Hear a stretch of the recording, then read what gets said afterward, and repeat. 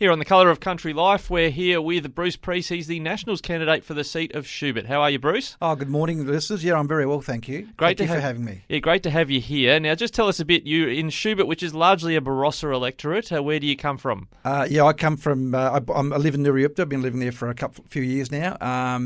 Ex-dairy farmer. The family still own a small vineyard down there in Nuriupta for over 35 years. So I've worked in the viticulture industry around Australia. So I have extensive knowledge in the dairy industry as well as the viticulture industry. And why the National Party? Why have you got the National shirt on even today? Why have you put your hand up for the Nats in the seat of Schubert? Because I think that they're the only true party that look after regional South Australia and regional Australia.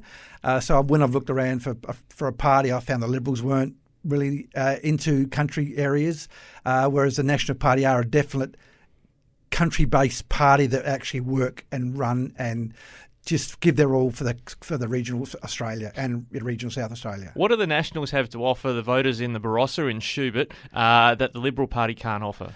Okay, we can offer a brand new built-for-purpose hospital. We can offer water security. At the moment, we're looking at a $500 million pipeline from Bolivia right through to Eden Valley, Flaxman Valley, that area where it's been in drought for 4 years. We want to waterproof it, not just now, but we want to waterproof it for the future generations of young farmers who are coming ahead. So that means it's a win-win situation. So that means that the effluent's not going into the Gulf and killing our seagrasses. It's not killing our fish. Once that stops going into the Gulf, the fish will return with the water when the grasses return. That means the water can flow into the our regional areas, free up the creeks from being dammed. The water will flow back into our creeks. Therefore, our gum trees that are suffering at the moment will be able to rejuvenate again with the water flow back into natural courses. I want to come back to your hospital comment in a moment, but on water, are you saying your preference from the Nationals would be that recycled water, say from Bolivar, is used for viticulture and agriculture rather than it come from the River Murray, which is part of what they're planning? Correct. I think the best option will be from Bolivar. We can do it through a $5 million pipeline. River Murray is a finite resource. You can't keep taking from that River Murray. We think that the growers upstream in Renmark and Berry need that water. So if we build a pipeline from Bolivar, recycled water, say our 300 to 350 parts per million, to get it down so that it can go into dams, stock can drink it, the viticulture industry can use it, the farmers can use it, regrowing lucerne, crops all year round. They can have fodder, grasses growing all year round. Yeah, I understand in the Eden Valley, the SA water mains don't go a terrible way into the Eden Valley, so you're talking about something that would give them water security in drought years. Oh, it certainly would give them. Look at Caton. People there can hardly get water now. They have to truck it in by truck at a very expensive way to do it. So let's give the regional South Australia bulletproof, waterproof them for the future. We don't know what the weather's going to be in the next 20, 30 years. So let's do it now. Do it now for the future. Just on weather, climate change, what's your view on the climate change debate? Okay, climate change is real. It's been going on since God created the earth. Climate has always been changing. You take a look at 100,000 years ago, the carbon was more than what it is today. But without carbon, we die. Our trees die. So we need carbon. But naturally, I believe the National Party believe in environmental sounding.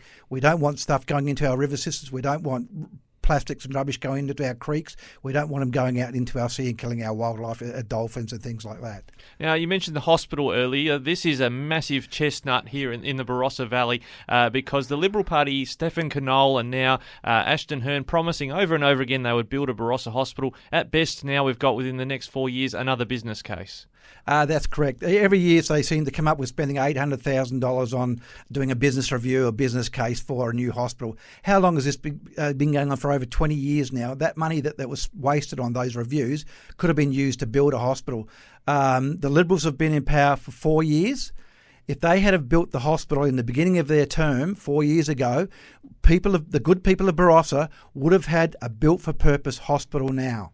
And okay, that's good on the accountability front for the Liberals. What are the National Party promising for the electors of Schubert regarding hospitals? We will build a built-for-purpose hospital.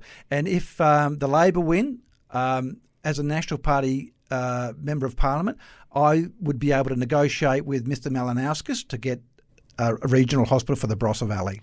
Now, the Liberal candidate Ashton Hurn, we would have actually loved to have her in the studio with you if we could have got her, but even just talking to her seems to be difficult for us. They seem to think the party, the Liberal Party, might think the seat's in the bag already. That's the impression we were given by the Frome One Nation candidate, that we can't get Penny Pratt either. Do you think the Liberals are taking the seat of Schubert for granted? They always have taken the seat for granted because it's a blue ribbon Liberal seat.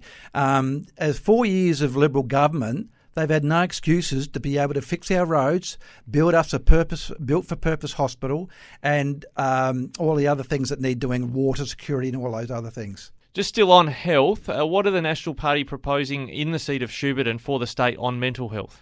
Well, at the moment, because of COVID, it's affected everybody in the state, not just South Australia, I suppose all over Australia. But I don't think there's been enough money put into mental health in regional South Australia. I think in the Barossa Valley alone, we're only allocated for our youth about $15,000 a year.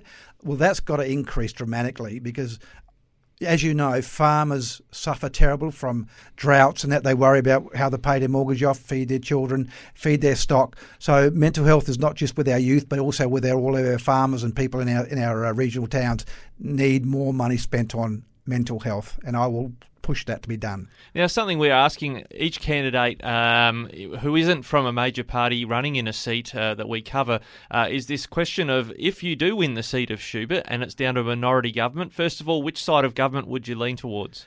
Okay, that's quite easy. Naturally, we're a Conservative party. The National Party is a Conservative party, so we will naturally look at Schubert being a Conservative seat.